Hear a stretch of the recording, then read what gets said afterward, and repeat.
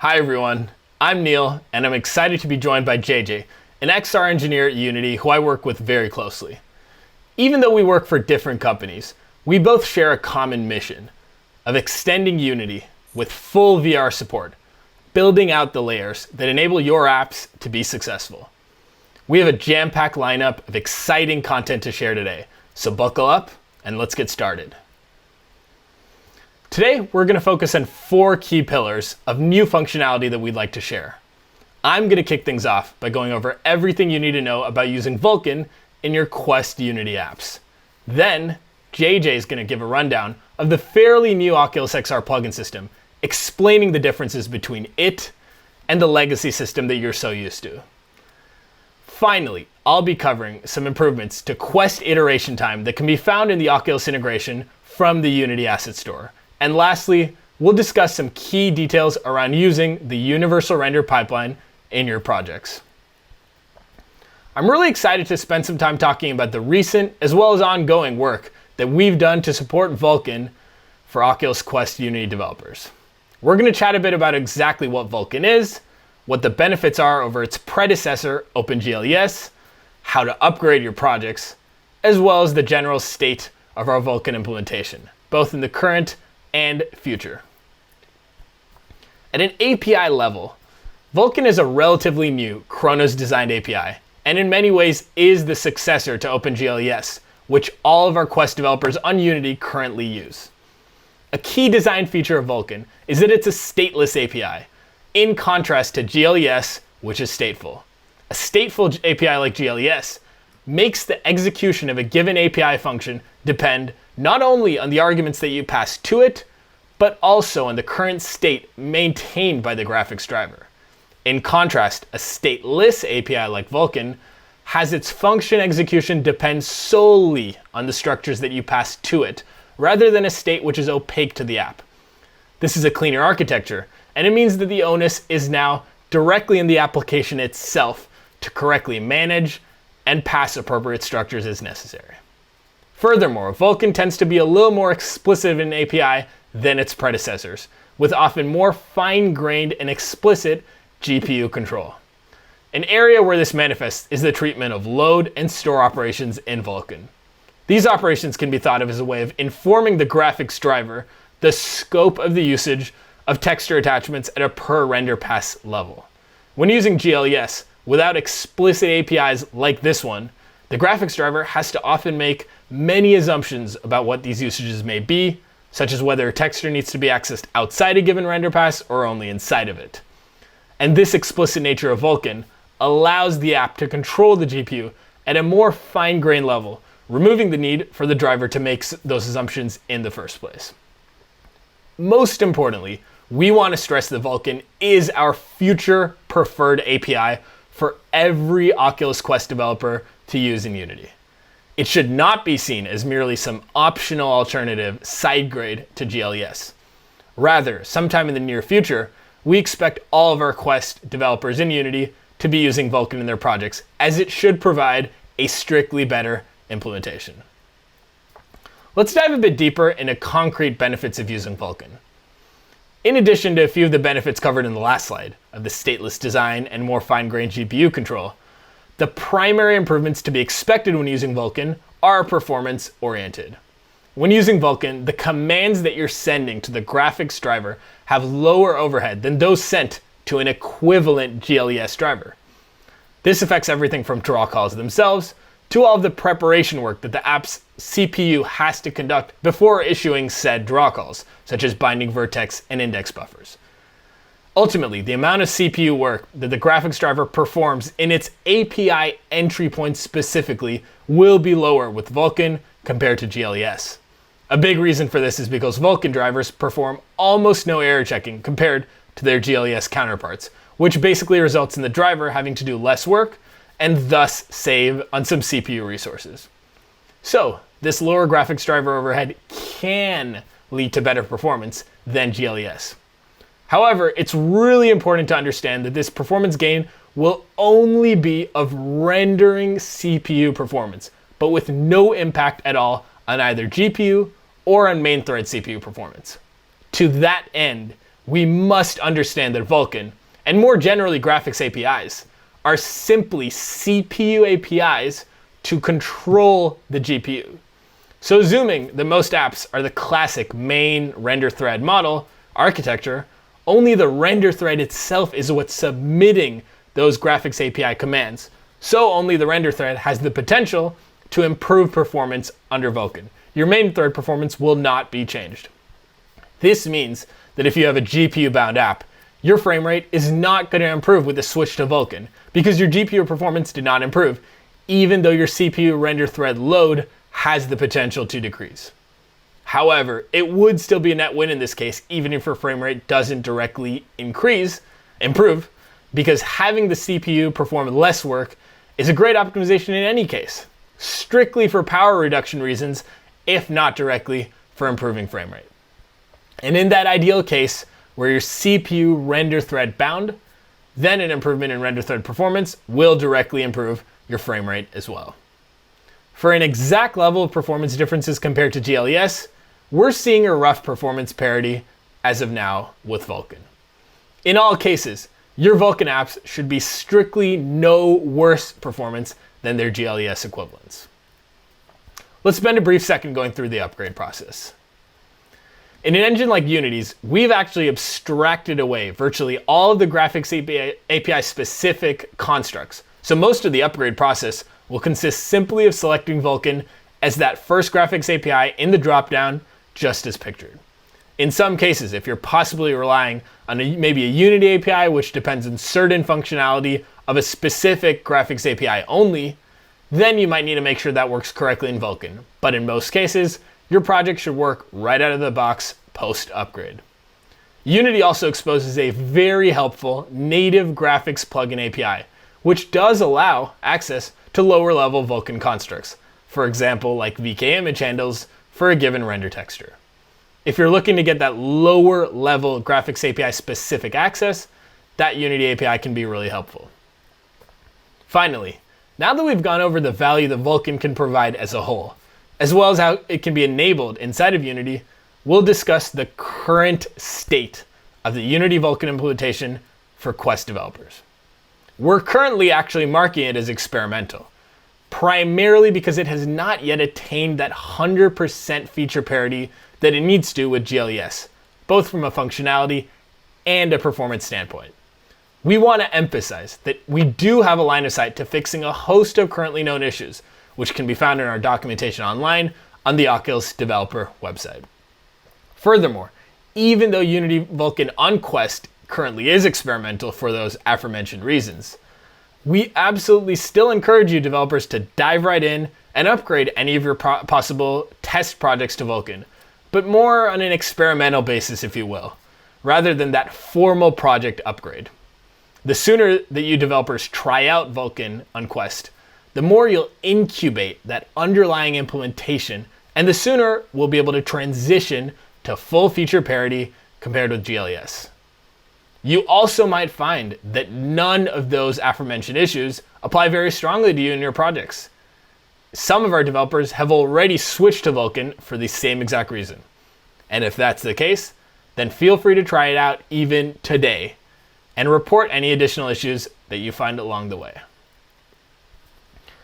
To conclude our Vulkan discussion, we hope that over the next year, we'll be able to transition every one of our Quest developers to Vulkan, as it's a newer graphics API with superior features to its predecessor, OpenGLES. We're currently marking the status as experimental only, but many issues have been ironed out over the past few months, with the line of sight to fix a host of other issues over the next few months as well. If you'd like, you can feel free to upgrade your projects in an experimental manner as early as today itself.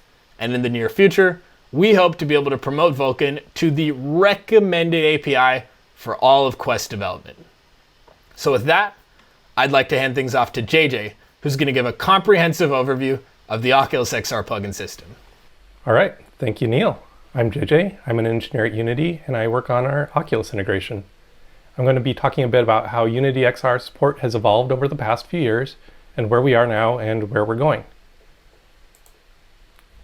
When VR support was first added to Unity, it was typically done with some combination of managed script code along with some native plugins to communicate with the various VR runtimes. This was fairly easy to get up and running. It was quick to iterate and experiment with, but there were a few issues with this approach. With the APIs that we had available at the time, you couldn't really optimize for stereo rendering. Eyes were rendered one at a time to render textures. You couldn't optimize culling and shadow passes for stereo, and optimizing input timing was difficult. It worked, but it wasn't ideal. So, in mid-2016, Unity released native integrated support for Oculus headsets in Unity version 5.4. This was what you saw when you went into your player settings and you scroll down and you clicked Enable VR support. This added support for optimized single-pass stereo rendering, optimized input timing, and a number of other optimizations and improvements. This integrated support worked great for over 3 years, but 3 years was a good run, and we have bigger plans. So in Unity 2019.3, we deprecated this integrated VR support in favor of our new XR plugin architecture.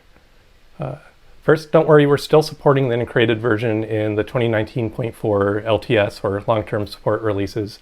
It's just not going to be receiving new features.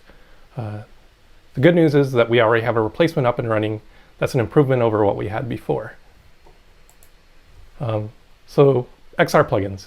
In Unity 2019.3, we released our new XR plugin architecture.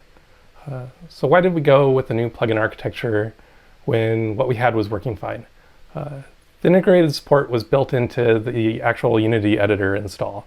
This meant that to get fixes and updates, you had to install a new Unity editor version.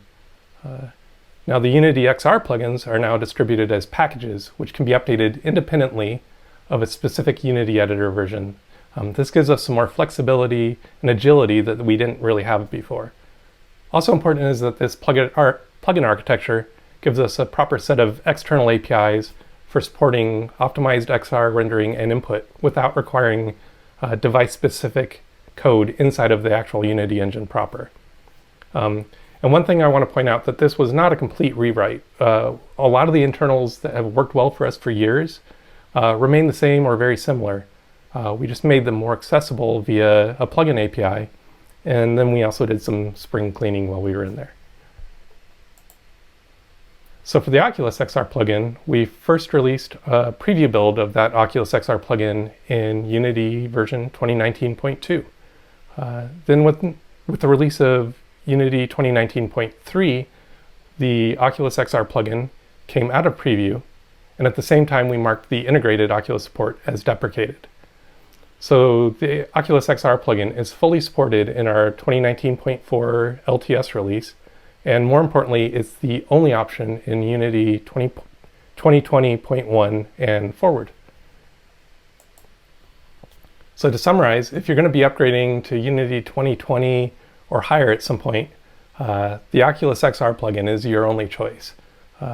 And new features will only be landing in this XR plugin.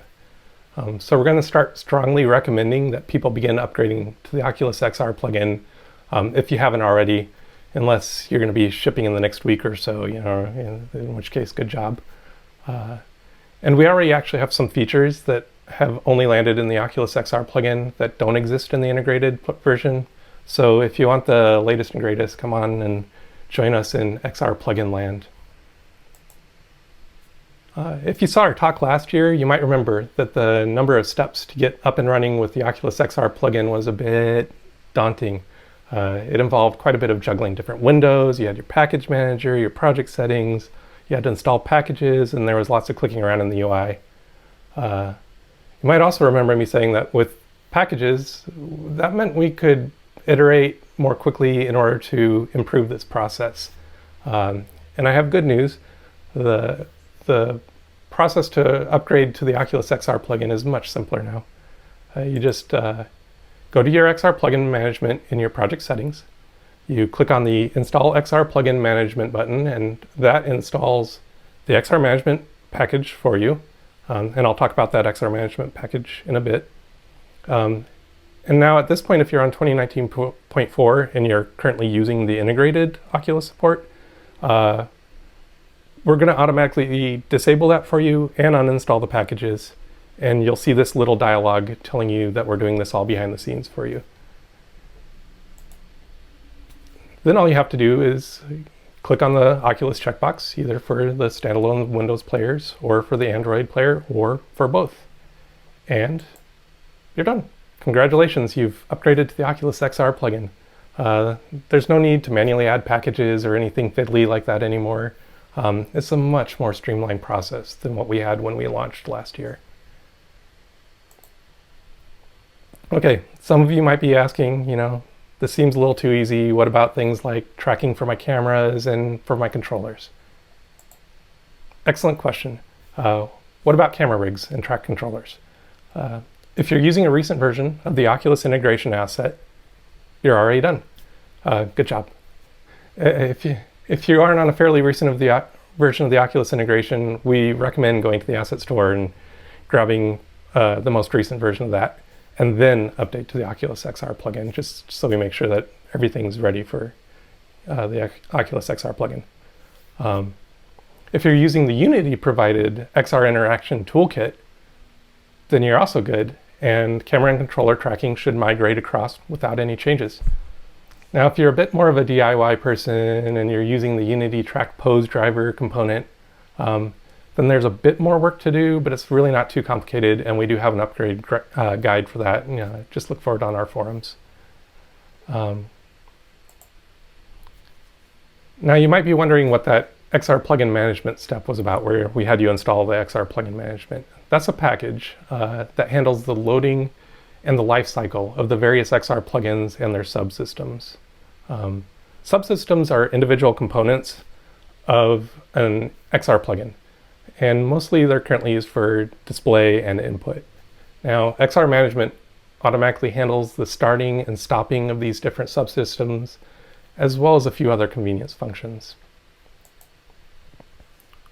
And like I said earlier, the XR management package has received quite a few improvements over the past year or so. On top of the streamlined UI that I already mentioned, and the automatic handling of uninstalling and installing the various plugin packages, we also added some new managed APIs.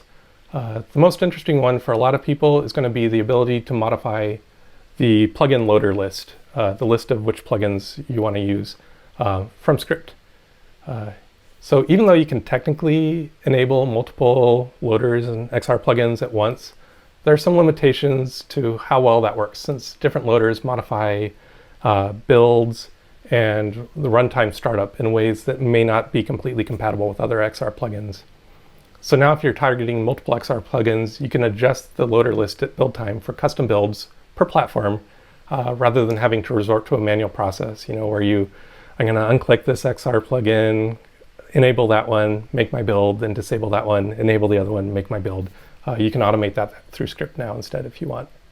And there have been a lot of other under the hood improvements and fixes that I won't go into here. So I figured I'd end with a few tips for things that might catch some folks off guard. In more recent versions of the Oculus XR package, we bumped the minimum Android API to 23, so just update that if you haven't. You'll get a build error if you haven't set that, so it should be pretty clear what you need to do there. And currently, since Vulkan support is still marked as experimental, it's disabled by default as soon as you enable the Android Oculus XR plugin loader. Feel free to go back and re-enable that if you want to give Vulkan a try. And the XR Interaction Toolkit is still a preview package, and because the Package Manager UI is continuing to evolve in each version of Unity, you might have to look around in different places in each version to see where to enable preview packages. It's not too difficult, but it is evolving quickly. So, all right, with that, I'd like to hand things back to Neil so that he can talk about some iteration time improvements. Thanks. Thanks, JJ, for giving that comprehensive overview of the Oculus XR plugin system. Now to move on to Pillar 3. We'd like to share some improvements that we've made which dramatically reduce the iteration time of your Quest Unity apps. Specifically, we're referring to iteration time as the time it takes to build and then deploy any changes that you make to your projects. Today, we're going to focus primarily on on-device iteration time, which means building a new APK and then running it on your Quest. We do want to call out that Oculus Link is also an amazing way to prototype new functionality rapidly, and we recommend every Quest developer to use it as their instant iteration solution.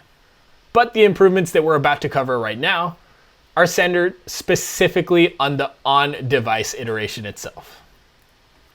First, let's talk about OVR Build APK and Run. As the name suggests, it's very similar to the Unity build and run step, but it uses the Gradle cache to store files that do not need to be regenerated on a per run basis. It can be accessed by downloading the Oculus integration from the asset store found in the Oculus menu as pictured here. When using it, we've seen an improvement of build plus deploy time of between 10 and 50% in pretty representative projects. OVR Build APK and Run can be thought of as building a very representative development build of your app, not a release build, a development build. Next, we added a second tool, OVR Quick Scene Preview. It uses Unity's asset bundle system, dividing your project into multiple distinct asset bundles. The key time-saving optimization that OVR Quick Scene Preview uses is that it only rebuilds and deploys the asset bundles that correspond to the assets that you modify.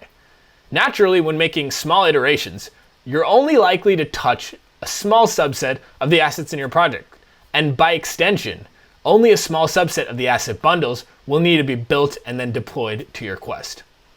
It is important to note, however, that OVR Quick Scene Preview is not meant to give you a fully representative build of your final project. It's meant to provide you with a really fast iteration on changes in given scenes or assets, rather than a broad-based, complete version of your app. To get that fully representative build, you can simply use OVR Build APK and Run from earlier.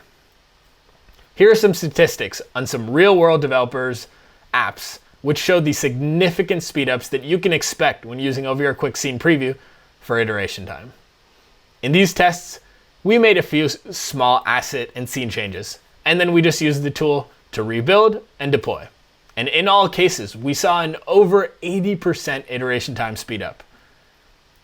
And finally, we're going to discuss shader stripping, which is a really simple optimization that nevertheless has shown some significant wins in iteration time.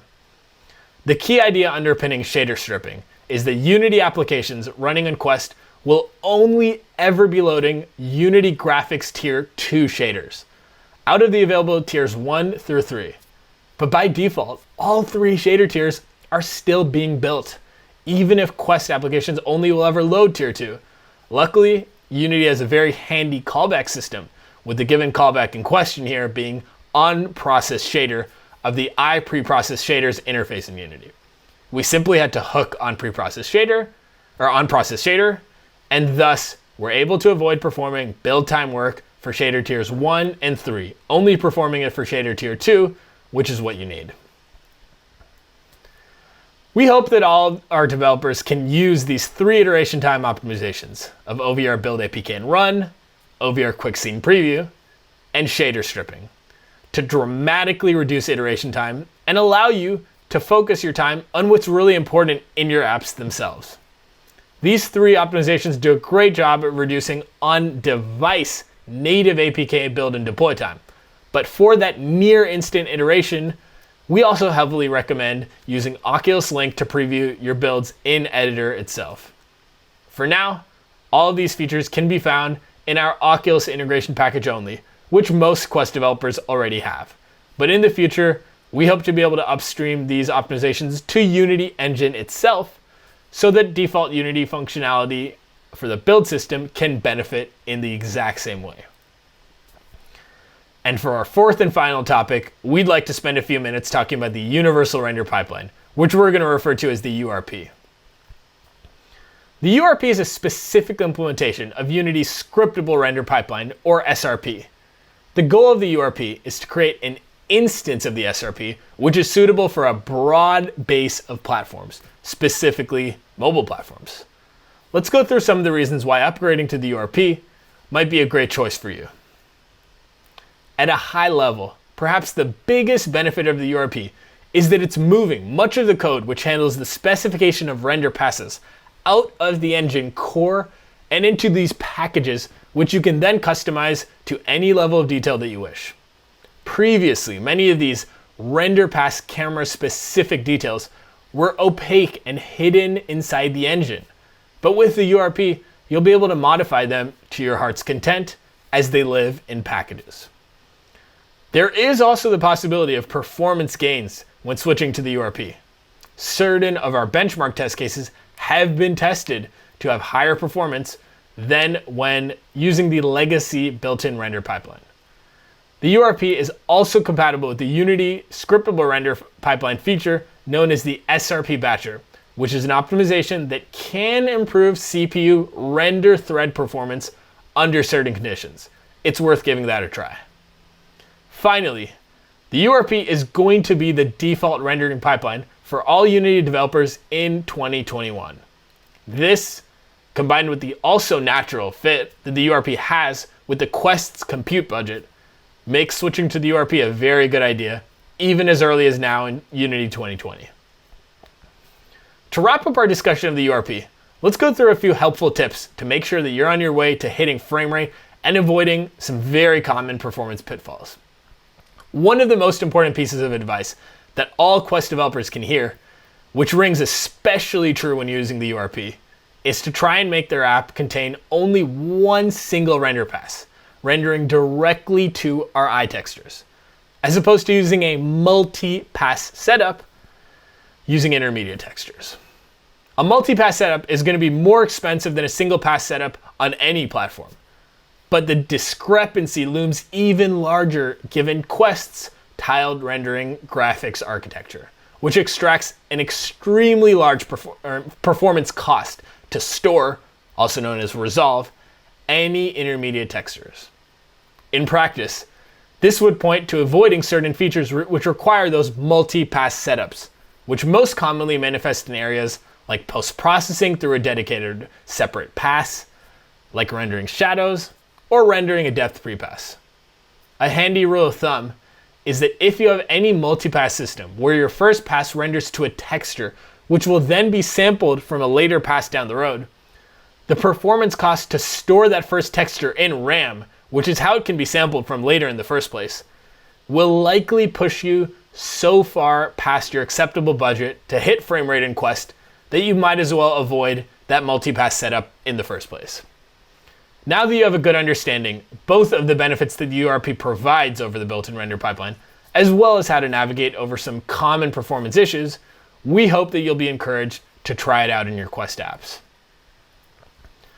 Ultimately, we've covered two of our most important new architectures for Quest developers to keep in mind on Unity: Vulkan and the Oculus XR Plugin system. Vulkan is a newly supported graphics API with numerous benefits over OpenGLES, and is currently in an experimental state with Unity Quest apps, but is very close to attaining full feature parity with GLES and moving out of that experimental label into a fully recommended state. And the Oculus XR Plugin system is a package-based approach that all Quest developers should switch to immediately for a better experience. Then we also described our iteration time improvements to both reduce on-device app iteration time, as well as speed up that in-editor loop instantaneously via Oculus Link. Finally, we hope you'll give the Universal Render Pipeline a try as well in your Quest apps, affording you whatever degree of extensibility that you choose. Thank you so much for watching, and we hope that you'll utilize all of these great features in the coming months.